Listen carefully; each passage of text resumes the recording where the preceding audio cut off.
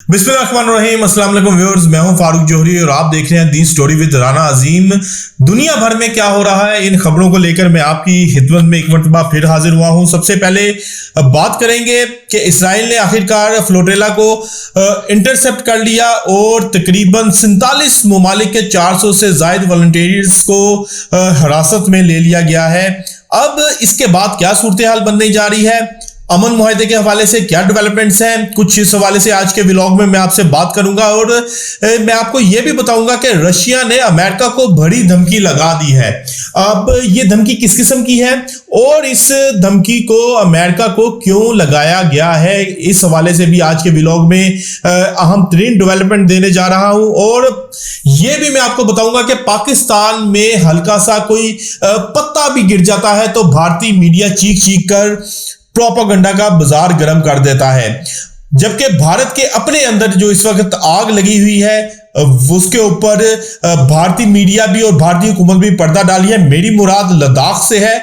लद्दाख में हालात इस वक्त मुकम्मल तौर पर भारतीय फौज के से आउट ऑफ कंट्रोल हो चुके हैं। आखिर लद्दाख में क्या हो रहा है, इस हवाले से भी मैं आज के व्लॉग में आपको बताने जा रहा हूं। लेकिन इन तमाम खबरों की डिटेल्स में जाने से पहले दी स्टोरी विद राना अजीम को सब्सक्राइब करना ना भूलिएगा और बेल आइकन का बटन प्रेस करना ना भूलिएगा। और कमेंट बॉक्स में अपनी आरा से हमें जरूर कहा कीजिएगा कि आपने हमारे व्लॉग को कैसा पाया है। पहले हम बढ़ते हैं, बहुत अहम तरीन स्टोरी है, डेवलपमेंट है कि इसराइल ने जो फ्लोटेला गजा की जानिब जा रहा था उसकी तकरीबन तमाम, एक को छोड़ के तमाम कश्तियां हैं उनको इंटरसेप्ट कर लिया है और वहां पर 47 ममालिक के 400 से वॉलंटियर्स थे, जो कारकुन थे, उनको गैर कानूनी तौर पर हिरासत में ले लिया है। अब इसराइली इस इक़दाम के बाद दुनिया भर में शदीद एहतजाज का सिलसिला शुरू हो चुका है। दुनिया भर में इस हवाले से इसराइल के खिलाफ एहतजाज भी किया जा रहा है और इसराइल के इस इक़दाम को आड़े हाथों भी लिया जा रहा है। अब इस तमाम प्रेशर के बाद इसराइल ने इन तमाम लोगों को, जिनको गैर कानूनी तौर पर हिरासत में लिया है, इनको यूरोप डिपोर्ट करने का फैसला किया और कहा है कि हम इनको यूरोप डिपोर्ट कर देंगे। ऐसे ही मौके पर शुमाली कोरिया के की जाने से भी धमकी आती है कि इसराइल के पास सिर्फ 24 घंटे है, अगर 24 घंटों में इनको ना छोड़ा गया तो फिर हम इसराइल से निपट सकते हैं। यानी कि इसराइल के ऊपर हर तरफ से जो है वो प्रेशर डाला जा रहा है।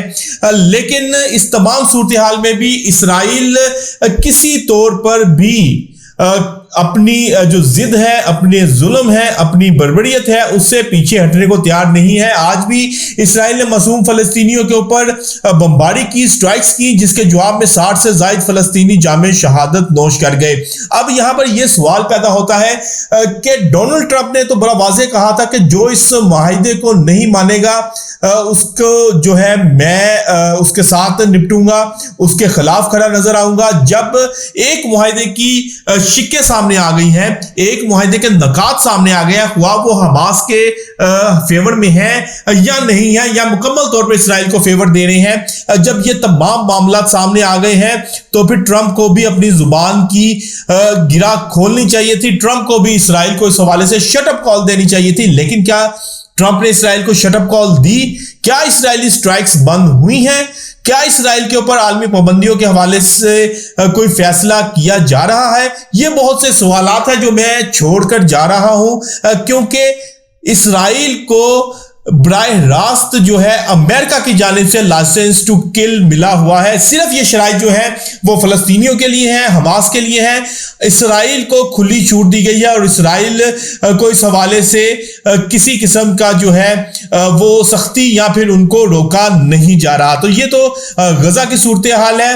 अब बात करते हैं यूक्रेन और रशिया के हवाले से। इनके दरमियान जो मामला चल रहे थे, जंग चल रही थी, लड़ाई चल रही थी, वो यूं की तूं बरकरार है। ट्रंप ने बहुत से दावे किए थे कि मैं ये लड़ाई रुकवा दूंगा। मैंने, आपको याद होगा कि आज से कुछ अरसा कबल अपना एक वीलॉग किया था जिसमें मैंने आपको बताया था कि अमेरिका यूक्रेन को टोमाहाक मिसाइल्स देने जा रहा है। ये क्रूज मिसाइल है जो कि यूक्रेन को दिए जाएंगे और यूक्रेन इनको रशिया के खिलाफ इस्तेमाल करेगा। अब इस तमाम सूरत हाल में रशिया की जानिब से भी वाज़ेह जवाब आ गया है। उन्होंने कहा है कि अगर यूक्रेन को टोमाहाक क्रूज मिसाइल दिए गए तो हम बराबर का जवाब देंगे। ये बराबर का जवाब ना सिर्फ यूक्रेन को दिया जाएगा बल्कि यूक्रेन के पीछे जो जो ममालिक खड़े हैं उनको भी ये जवाब दिया जाएगा।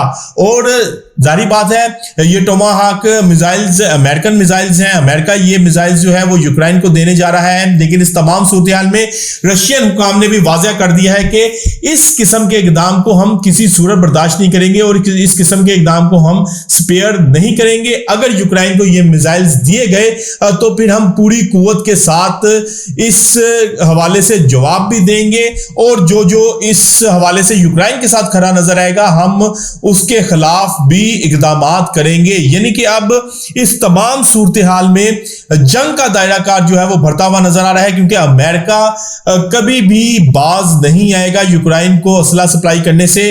और दूसरी जानिब रशिया ने भी वाज़ेह अल्फाज में अमेरिका को खुली धमकी दे दी है।